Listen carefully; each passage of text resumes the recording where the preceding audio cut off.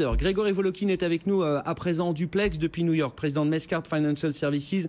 Bonjour Grégory, merci d'être avec nous chaque après-midi donc pour commenter ce qui fait l'actualité des marchés aux États-Unis. Et commençons peut-être par le limogeage surprise du patron du FBI survenu hier. Alors on peut raconter d'ailleurs le contexte dans lequel tout ça s'est déroulé. Je crois même que James Comey, l'ex-patron du FBI désormais, a appris la nouvelle par les écrans de télévision. Il n'en croyait pas ses yeux. Il a même cru plutôt à une farce au début, avant que la lettre officielle n'arrive sur son bureau du FBI. Pourquoi est-ce que ça a été un événement de marché? Je dis événement de marché en gardant le sens de la mesure, Grégory, parce que ça n'a pas provoqué de crack à Wall Street, mais ça a été commenté par toutes les chaînes financières, tous les sites financiers américains.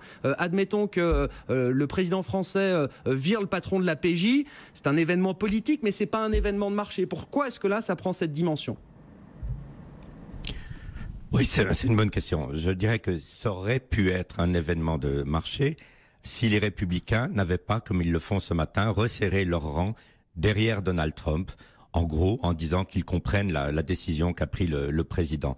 Je dirais que quand on a appris ce limogeage hier soir, c'était une très grosse surprise, personne ne l'attendait, et on aurait pu penser que des ténors républicains se mettent à critiquer le président, à demander un enquêteur indépendant, et ça aurait été un événement de marché, c'est-à-dire ça aurait vraiment affaibli le parti du président. De voir ce matin, je dirais, que les rangs se sont resserrés derrière Donald Trump, quoi qu'on pense de sa décision, là c'est une question d'opinion, c'est totalement différent.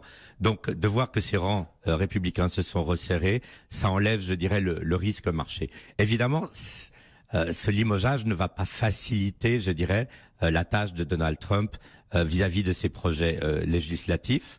Pourquoi? Parce que de toute façon, plus on va parler d'autres sujets, et là on va de nouveau beaucoup parler de l'ingérence supposée de la Russie dans les élections, plus on va parler de ce genre de sujet, moins les sénateurs et les représentants auront du temps à se consacrer et à se concentrer sur des projets de réforme qui sont extrêmement importants et qui demandent beaucoup de travail. Donc toute distraction, je dirais, par rapport aux réformes économiques serait vue ou pourrait être vue comme un négatif. Mais à part ça, le limogeage en lui-même, je dirais, n'est pas un événement négatif pour le marché. Bon, des républicains donc soudés, vous nous le dites effectivement ce matin après les premières réactions de surprise hier soir, un camp républicain qui quand même reste soudé derrière Donald Trump. Dans l'actualité des entreprises, Grégory, des éléments intéressants. On a eu la publication des résultats d'AXA en France. Alors pourquoi est-ce qu'on parle d'AXA aux États-Unis? Évidemment, ils ont un certain nombre d'activités sur le territoire américain, des activités d'assurance vie, mais des activités d'asset management également, de gestion d'actifs. Ces activités américaines vont être mise en bourse à Wall Street. Grégory, est-ce que c'est un événement qui vous intéresse? Pourquoi est-ce que ces activités américaines, pourquoi est-ce que AXA veut les mettre en bourse sur le marché américain? Non, c'est intéressant tout d'abord parce que AXA, il y a 2 semaines, a procédé à un grand nettoyage aux États-Unis. Vous savez qu'il possède la majorité de Sanford Bernstein, donc le gérant d'actifs qui gère 500 milliards de dollars, ce n'est pas rien. Ils ont renvoyé le directeur, ils ont renvoyé beaucoup de membres du board et de gérants en se plaignant en gros du fait que Sanford Bernstein n'a plus du tout de croissance. Il y a même eu, disons, des fonds qui sont un peu partis de ce gérant. Donc pourquoi ce nettoyage? Je pense que c'est pour un peu rendre maintenant le produit qui va être introduit aux États-Unis, donc une action qui va recouvrir les activités assurance vie et gestion plus attirantes. Alors pour rendre ça plus attirant, il va falloir remontrer un peu de croissance, c'est certain, mais de toute façon ça va être très très intéressant pour AXA puisque on parle d'un prix de 13 milliards de dollars, cette introduction en bourse, ce qui, en gros, ramènerait 3 à 4 milliards de dollars dans la poche d'AXA en France. Donc, de toute façon, il y a un sens, je dirais, économique, mais il y a aussi un sens stratégique, car la gestion d'actifs, en ce moment aux États-Unis, est face à un vent contraire très très fort à cause de tous les produits indiciels, à cause des trackers.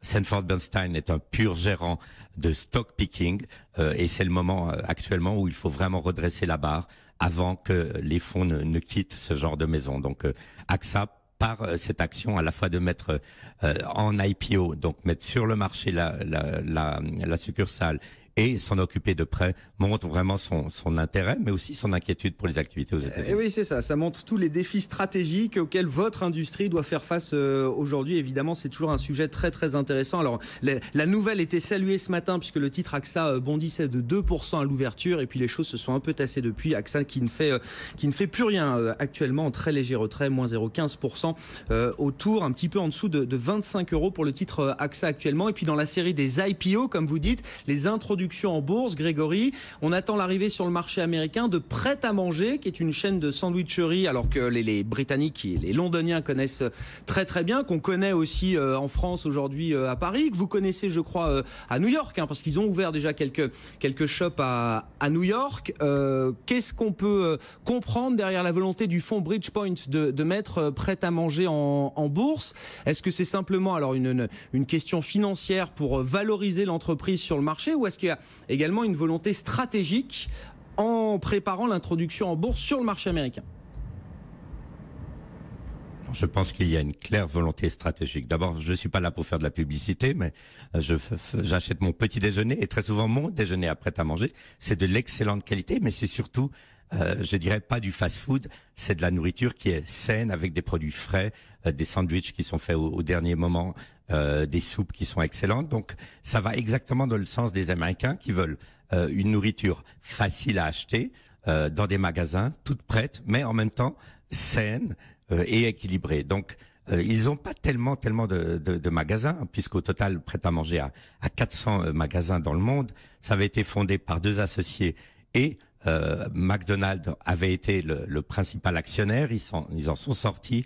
Je dirais qu'actuellement, il pourrait y avoir une très très belle croissance de cette chaîne de restaurants. Ça va tout à fait dans le sens des désirs des Américains au niveau de l'alimentation.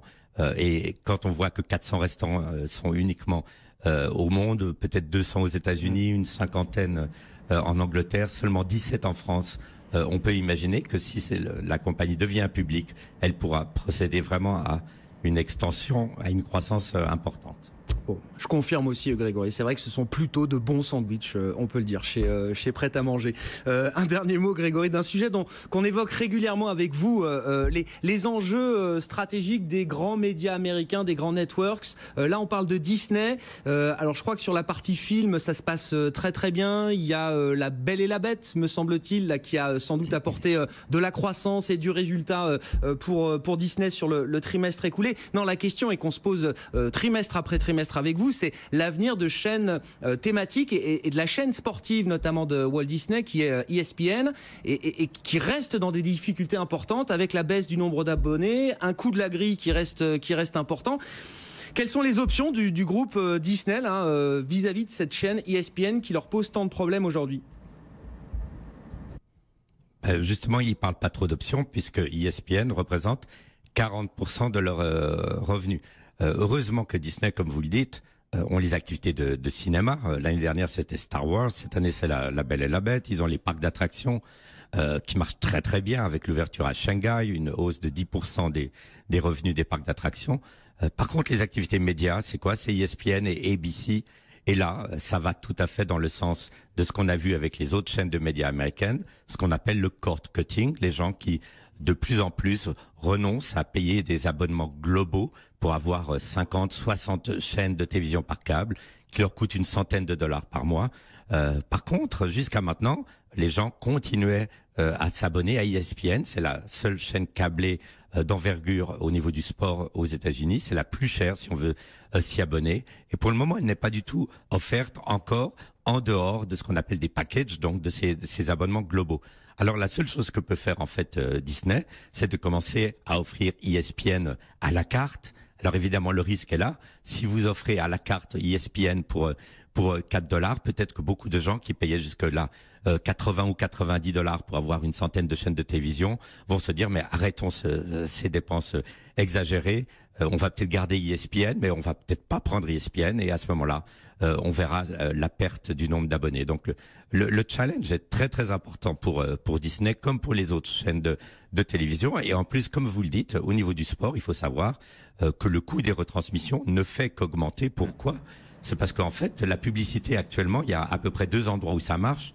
C'est sur Internet, là c'est clair, mais c'est aussi la publicité pendant les manifestations sportives, que ce soit le basketball ou le baseball aux États-Unis. Donc, les coûts de retransmission augmentent, les dépenses augmentent pour pouvoir avoir les droits de retransmettre ces événements sportifs. Bon, il se retrouve effectivement dans cette situation de difficulté. Alors évidemment, ces difficultés de la chaîne ESPN font un peu tanguer le titre Walt Disney après la publication, hein, malgré les bons scores de La Belle et la Bête pour la partie cinéma. On voit le titre Walt Disney qui est en baisse de 3,4% actuellement. Merci beaucoup Grégory. Grégory Volokin avec nous chaque jour en duplex depuis New York, le président de Mescart Financial Services.